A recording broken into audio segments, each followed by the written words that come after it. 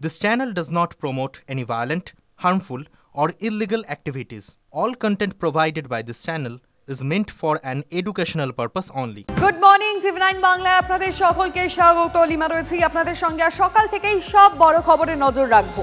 UEM Jaipur is a perfect target for prospective students aspiring for good jobs, good education with future-ready skills. ভুয়ো voter খুঁজতে তৃণমূলের জেলা স্তরে committee গঠনের স্থগিতাদেশ। সূত্রের দাবি স্থগিতাদেশ জারি করেছেন খোদ মমতা বন্দ্যোপাধ্যায়। কিন্তু কারণ কি থাকতে পারে এর পিছনে আমাদের রিপোর্টার সৌরভ গুহর কাছ থেকে জানার চেষ্টা করব। সৌরভ, প্রভাত, কালকে আমরা সারাদিন ভর তৃণমূল কংগ্রেস ভবনে সুব্রত বক্সির নেতৃত্বে যে ভোটার লিস্ট সংশোধন সংক্রান্ত যে বৈঠক, সে বৈঠকের দিকে আমরা নজর রাখছিলাম, খবর করছিলাম। আমরা দেখছিলাম যে সমস্ত জেলা থেকে ব্লক সভাপতিদের নিয়ে, শাখা সংগঠনের সভাপতিদের নিয়ে একটি কমিটি গঠনের কথা ওই বৈঠকে বলা হয়েছিল এবং 4 জন করে রাজ্য নেতাকে একটি করে জেলার দায়িত্ব, সাংগঠনিক জেলার দায়িত্ব দেওয়া হয়েছিল।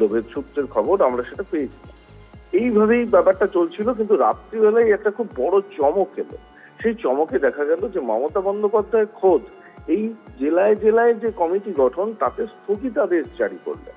এটা খুবই বিরলতম একটা ঘটনা তৃণমূল কংগ্রেসের ইতিহাসে, কারণ সুব্রত বক্সি প্রথম দিন থেকে তৃণমূল কংগ্রেসের সভাপতি এবং নেত্রীর বিশ্বস্ত জন বলেই পরিচিত। তাহলে কি এমন ঘটনা ঘটলো যার জন্য স্থগিতাদেশ জারি করতে হলো?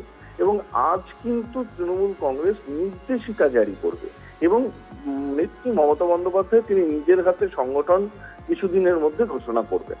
অবশ্যই খুব গুরুতর কিছু অভিযোগের পরিপ্রেক্ষিতেই এমনটা বিরলতম একটা সিদ্ধান্ত মমতা বন্দ্যোপাধ্যায় নিয়েছেন বলেই মনে করা যায় বা অনুমান করা যায়। কিন্তু এটা নিঃসন্দেহে খুব তাৎপর্যপূর্ণ একটা ঘটনা তৃণমূল কংগ্রেসের ইতিহাসে। ধন্যবাদ সৌরভ। ভুতুরে ভোটার খুঁজতে গোটা রাজ্যে তৃণমূলের এক নীতি, কিন্তু বীরভূমে আলাদা। বীরভূমের সিদ্ধান্ত নেবে জেলা কোর কমিটি।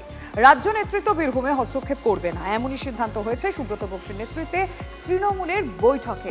আচ্ছা, তাহলে কি বীরভূমের রাশ নিজের হাতেই রাখতে চান মমতা বন্দ্যোপাধ্যায়? ভুতুরে ভোটার খুঁজতে গোটা রাজ্যে তৃণমূলের এক নীতি, কিন্তু ব্যতিক্রম বীরভূম। তৃণমূল সূত্রে খবর, কোর কমিটির বৈঠকে সিদ্ধান্ত হয়েছে বীরভূমের সিদ্ধান্ত নেবে জেলারই কোর কমিটি। দুর্নীতির অভিযোগে অনুব্রত মণ্ডল জেলে যাওয়ার পর বীরভূমে গিয়ে মমতা বন্দ্যোপাধ্যায় জানিয়ে দিচ্ছিলেন বীরভূম তিনি নিজেই দেখবেন। এবার থেকে বীরভূম জেলা যতদিন সে অ্যাবসেন্ট থাকবে, আমার দু একজন নেতা আমি নিজে দায়িত্ব নিয়ে দেখব। পরবর্তীতে অনুব্রতর অনুপস্থিতিতে ফরহাদ হাকিমকে পর্যবেক্ষক করে কোর কমিটি গড়ে দেন তৃণমূল নেত্রী। কিন্তু গত বছর জামিন পেয়ে অনুব্রত তিহার জেল থেকে ছাড়া পেয়েছেন। প্রায় 2 বছর পর তিনি জেলায় ফিরেছেন, আর তারপর থেকেই গোষ্ঠীকন্দল মাথাচাড়া দেয় শাসক দলে। বেশ কয়েক জায়গায় অনুব্রত এবং কাজল শেখের অনুগামীদের মধ্যে মারামারি, সংঘর্ষের মতন ঘটনা ঘটে। এই প্রেক্ষাপটে নেতাজি ইন্ডোর স্টেডিয়ামে মমতা বন্দ্যোপাধ্যায় অনুব্রত মণ্ডলকে নির্দেশ দেন কাজল শেখকে সঙ্গে নিয়ে কাজ করতে হবে। বীরভূমে যারা আছে তারা নিজেদের মতো করে তাদের কোর কমিটি আছে, কোর কমিটি নিয়ে করবে সবাইকে নিয়ে। কেষ্ট কাউকে কিন্তু বাদ দেওয়া যাবে না।